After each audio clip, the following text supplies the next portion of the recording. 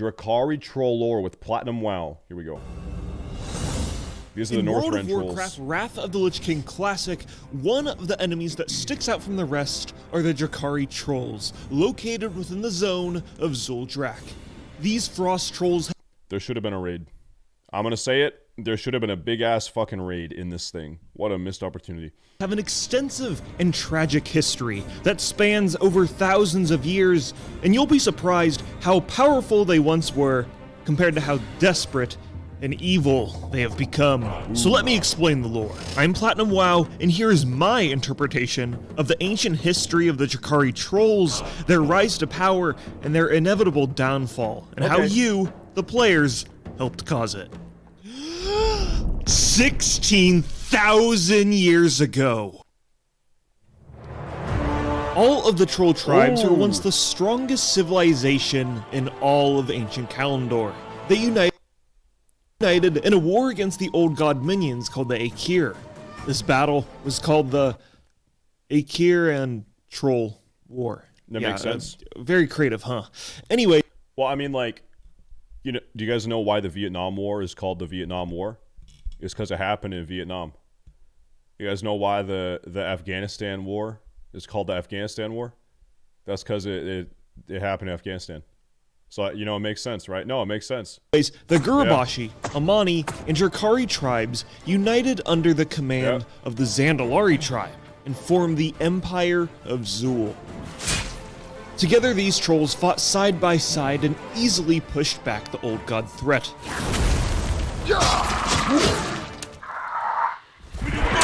What about the World War? Well, I don't know about that, but I hope Earth wins.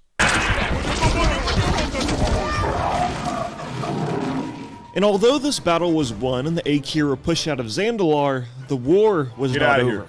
The three tribes were sent out by the Zandalari to fight the retreating Aekir that spread across the different corners of Azeroth. If the tribes were to be victorious, the Zandalari promised that they could permanently settle in these new locations. And the Drakkari Trolls were the ones that lost the coin flip and had to travel all the way up north to the frozen wasteland. Damn. In the tundra, the Drakkari... Wait, so the promise that the Zandalari Trolls gave was like, hey, if you chase these guys down and kill them, wherever you end up, you can just go live there. Huh? What kind of fucking deal is that, man? That's a horseshit ass deal. Battled against the remaining Aekir. A surprising new enemy they had to face were the corrupted Tol'vir called Obsidian Destroyers. Humongous Titan creations made of solid stone. These would be a fatal threat to many, but the Drakkari had cut their teeth on countless battles before, and the Obsidian Destroyers would be no match for their ingenious tactics. It be dying time now!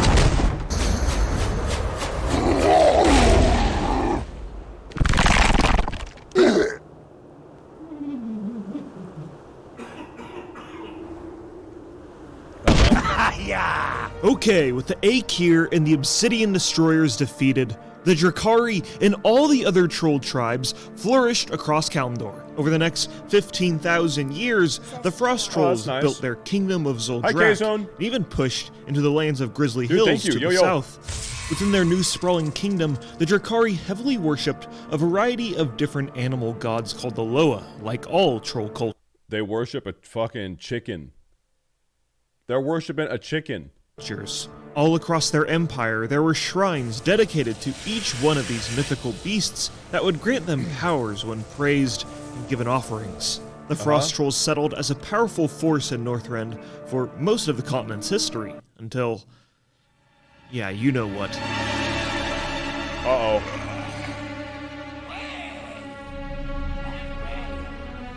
The Lich King had stirred from his hibernation, and all of a sudden, an unrelenting wave of Scourge at his disposal hit the Drakkari fast and hard. Not good.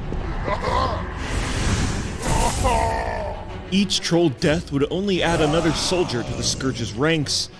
Just don't die. Seriously, there needs to be a blue post on the forums talking about nerfing Death Knights because this is just ridiculous. In fact, the entire Scourge is ridiculous. Like, how can the Drakkari even compete They have unending waves of soldiers, one of the biggest NPCs in all of Wrath of the Lich King, who is stitched together with the flesh of storm giants and floating necropolises that are literally flying fortresses of death and destruction. One of the first major defeats for the Drakkari was Drakkari Keep. Yeah, dude, why do you think the Lich King didn't just suicide bomb these things into, like, the Alliance settlements? If he's got, like 20 of these things floating around Northrend, why didn't he just drive them into us and just, like, blow us up? You know what I mean? Death and destruction. One of the first major defeats for the Drakkari was Drakkari Keep. Outside of the keep, there is a constant flow of fleeing trolls, and inside, there is an all-out slaughter, and each slain troll is raised into a death by invading necromancers. As players progress through the dungeon, they'll fight the third boss, called King Dread, in the courtyard, who has an interesting backstory.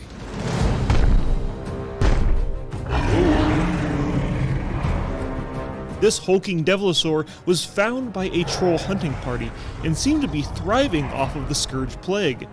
Perhaps this beast could hold the antidote to the curse. Oh, wow. So the Drakkari captured him, but before they can make any sort of alchemical breakthrough, yeah, we murder him. Because the Staff of the Great Reptile and the Stable Master's Breeches are some of my best onslaught items, so those are good. No hard feelings, right? When players travel further up the keep, they'll find the last remaining living Drakkari desperately trying to fight back the Scourge, and the final boss is a troll who has been transformed by the powers of the Loa, and then raised into undeath.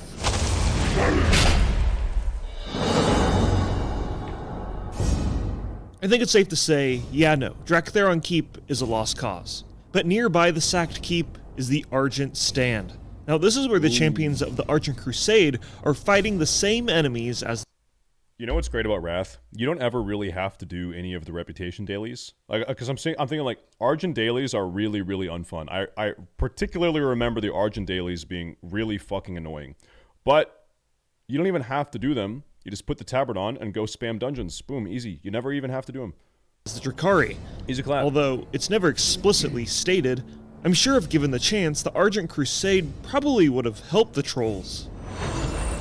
I bet they'd be all like, look guys, we are the Argent Crusade, an order of peace who accept Horde, Alliance, and even gnomes into our ranks. What do you mean, and even only gnomes? Want to defeat evil...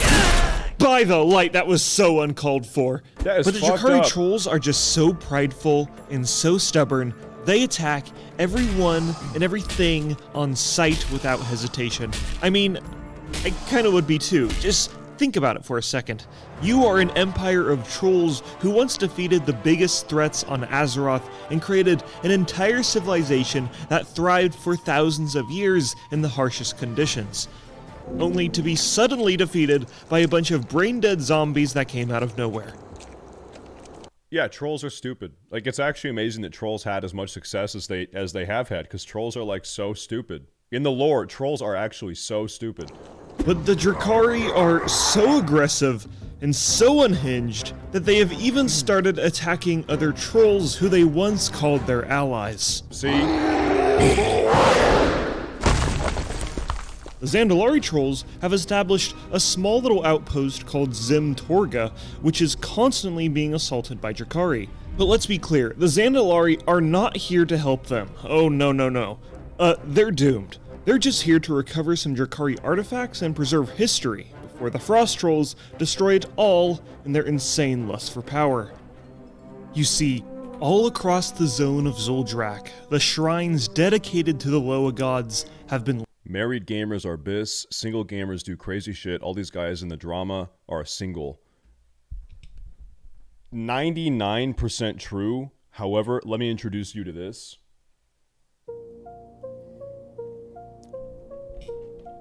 There was one. There was one who rose above. He shall not be named.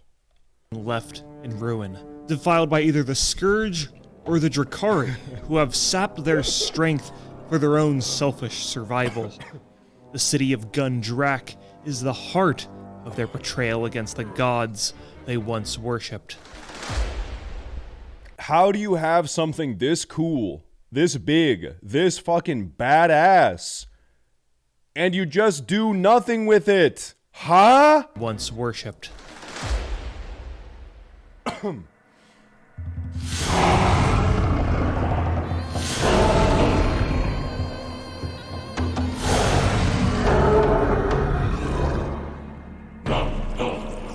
Deep within the city, we can see the empowered Drakkari who have found new, overwhelming strength from sacrificing their gods and harvesting their power for their own nefarious needs. Some of the gods the Drakkari have slain or enslaved include the likes of snake, bear, serpent, leopard, alpaca, chicken, and they did try to sacrifice the mammoth god, but he willingly blew himself up instead of being sacrificed. That's good. If you venture to the altar of Mamtoth, you can find the giant crater. That's actually fucking cool. Like, that's actually there. There it is. How badass is that? Like, who? I didn't know that. Where he blew himself up. Like I mentioned earlier, their capital city of Gundrak is the heart of the Loa god's sacrifice. Players will need to travel into the dungeon and slay these power-hungry trolls who have gone off the deep end of insanity and try not to get impaled on a rhino's horn in the process. Overall, Zuldrak does an amazing job at illustrating the unfortunate collapse of one of Azeroth's strongest empires and the destruction the Lich King and his Scourge army can bring, even to a powerful empire like the Drakkari Trolls. If we don't stop the Lich King, all of the zones will look like Zuldrak. Rotten, depressing, and hopeless. Man, this Lich King guy, he doesn't sound very nice. We gotta stop this guy. He sounds not cool. But that's not the case just yet, and there are tons of other places to explore, enemies to defeat, and loot to obtain in Wrath of the Lich King Classic. Amazing. Wait, is he here? Hold up. Hold up. Hey, Platty, are you here? Platty. He's not even here. This guy doesn't even give a shit about us anymore. He's not even here. It's okay. It was a good video anyway. No. It was a good video anyway.